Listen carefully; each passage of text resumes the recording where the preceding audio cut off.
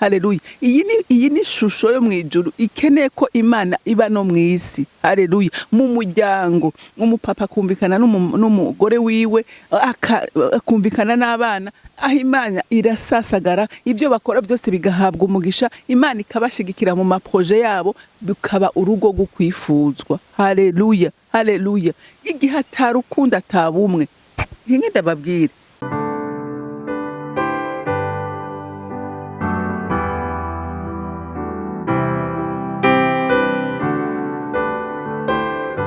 bakunzi bahore CANAAN TV, numunezero kandi gusubira guhura namwe ngo tuganire ijambo ry'Imana.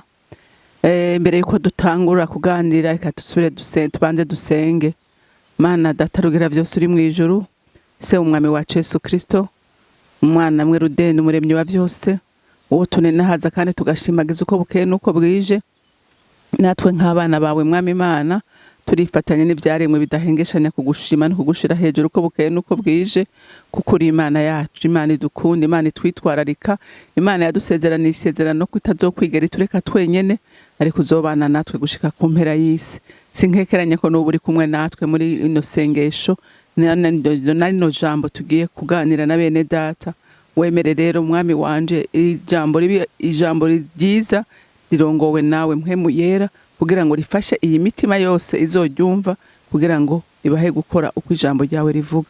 Urakoze kuvyumvise kandi ko wemeye kubikora, icubahiro nishimwe bibi vyawe, nkaba ndabisenze ndavyizeye kuvyumvise mu izina rya Kristo Yesu, amen, amen.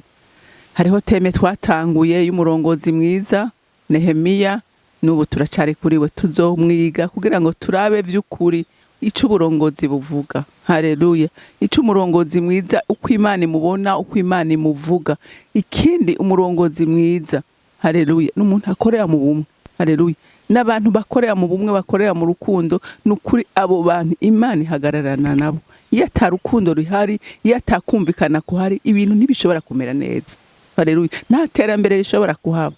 Ahantu utabona urukundo, ahantu utabona ubumwe, ahantu utabona gukorera hamwe, ibintu ntibitera imbere, igikorwa ntigishobora kumera neza. Umuryango hatabumwe buriho, umuryango ntushobora gutera imbere, haleluya.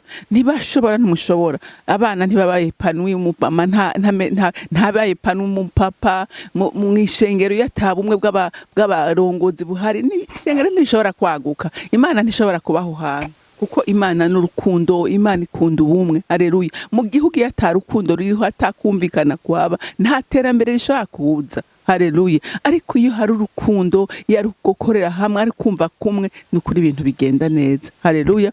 Reka rero dusome muri Nehemiya igice ca 3, turasoma umurongo wa mbere dushikane ku murongo wa 3.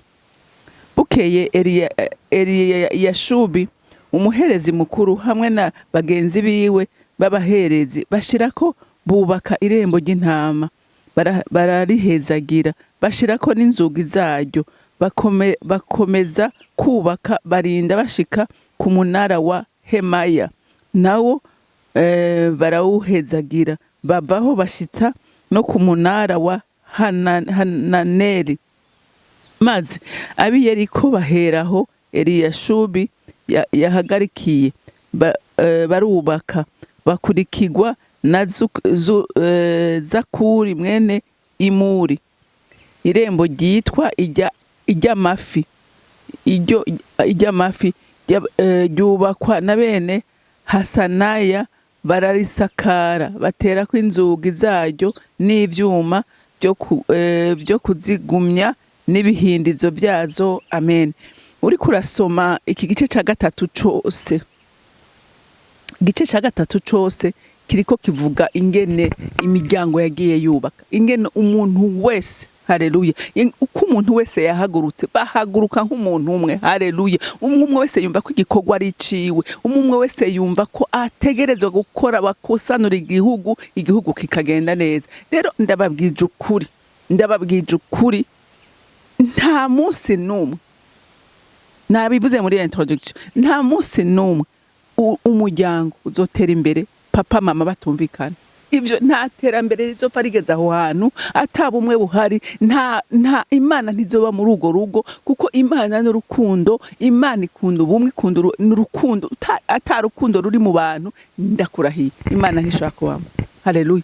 Imana ntibamwo, ntihagire uzoguhenda kuko Imana Imana data, Imana mwana, Imana mpemu yera, ubutatu bukorera hamwe.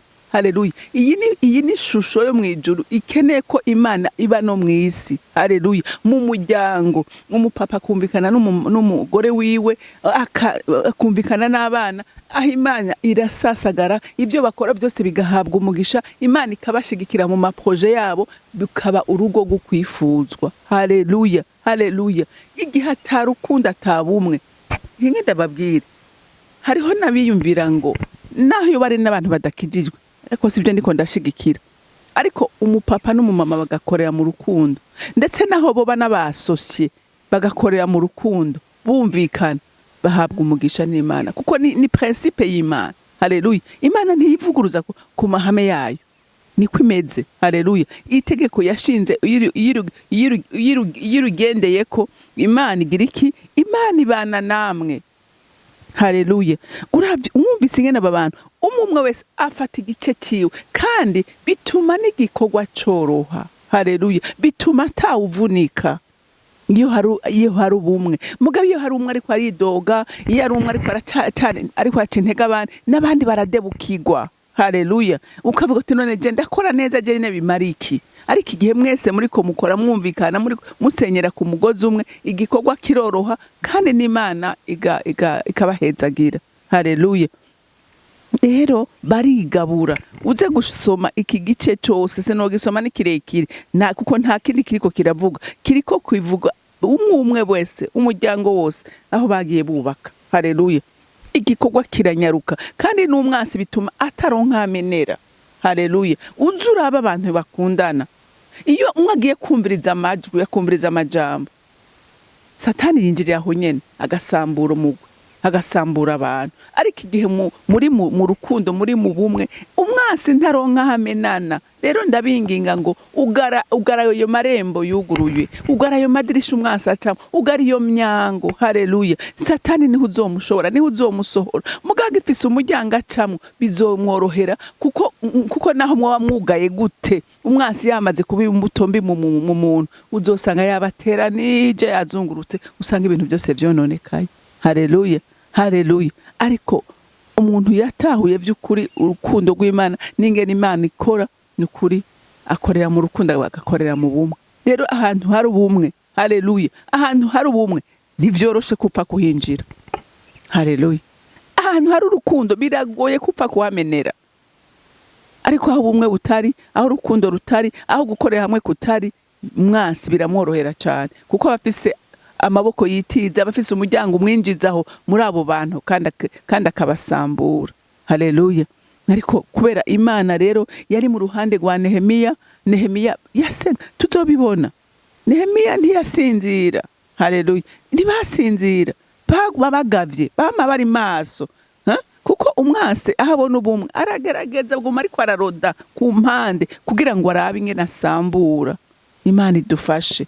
Haleluya. Aguma ariko aragenda hirya no hino kugira ngo arabe ingene yonona ibintu. Ariko igihe abantu bitahuye bakamenya ngo tutegerezwa kugara imiryango yose umwasi yocamwo kugira ngo aze kutubuza gukora ibikorwa byiza, aho bizokunda. Haleluya.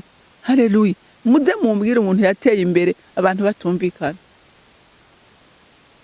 uzumumbwire nta nahamwe uzomubona. Hariho umuntu nigeze kumva atumvikana n'umudamu wiwe n'abana, kandi yari umutunzi cyane, ariko apfuye, amahera yiwe yariwe n'abandi. Ntibari bazi amakonte yiwe, ntibari bazi ari mu Burundi n'ari ntavyo bari bazi. Kubera iki? Kubera nta bumwe bwari bwari. Iherezo ry'umunyakibi nuko rimera. Haleluya. Ibyiwe biribwa n'ibisiga, ntibibenefishe n'abana biwe, ariko ahari urukundo rw'Imana. Haleluya. Umva, upfa watondetse ibintu byose biba biri ku rutonde. Haleluya. Kuko urongorwa ni ufise ubwenge bw'Imana, ukarongorwa nayo. Uyu munsi wo kumva abantu benshi barahari, wumva ngo bafise n'amakonte, abagore batazi, bafise amazu, abagore batazi canke abagabo batazi, bafise ubutunzi butazwi. None n'ubwande ntitwabibonye ko ubutunzi atanumwe abugaba. hari n'umwe abijana ko twese tubisiga ngaha. Rero Imana idusaba iki? Idusaba ubumwe.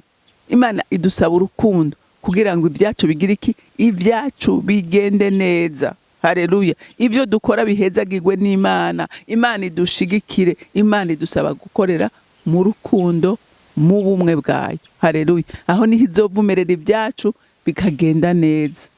Rero nahawe muntu w'Imana, aya majambo nkunda kubivuga, aya majambo ntace mu gutwi kumwe ngo aserukire mukunda asohoke, ariko reka tuyagira ubuzima. Haleluya. Tuyagira ubuzima, kuko nitwayagira ubuzima n'ubuzima bwacu buzogenda neza, n'ibyacu bizogenda neza. Rero Imana yo mwijuru ibampera umugisha. Imana Data rugira vyose uri mwijuru, simpengeshanya kugushima. Uri Imana idukunda, uri Imana yaduhaye ijambo ryawe kugira ngo riturere, ritwigishe, ridukebure, ridukomeze, riturongore, ritwereke inzira yo gucamo. Mwami wanje, Mana yanje, ndakwinginga ngo ntihagire umuntu yifata uko atari, wumva atsinzwe n'urubanza, yemera ahindukire, aguhindukirire, kuko we waravuze ko atana rimwe uzokwigera uhemukira abagukunda n'abakurondera. N'ijambo ryawe rirabitubwira neza, gukunda abagukunda kandi abakurondera ubudahumeka bakubona. Rero wiyereka abana bawe Mwami Imana, uguhungiye ko wese umutegera ibiganza, kandi niko wivugiye kuhora uteze ibiganza uko bikeye nuko bwije, kugira ngo uruhura abarushe kandi unezereze abababaye. Ndagushimiye rero ko utanze izo nkomezi n'ubwo bwiza n'ubwo bwenge ku bantu bose bazokumvira ijambo. Icubahiro cyose n'amashimwe yose aba yawe. Nkaba ndabisenze ndavyizeye ko uvyumvise mu izina rya Kristo Yesu. Amen, amen. Mwarahezagiwe, mugire umunsi mwiza.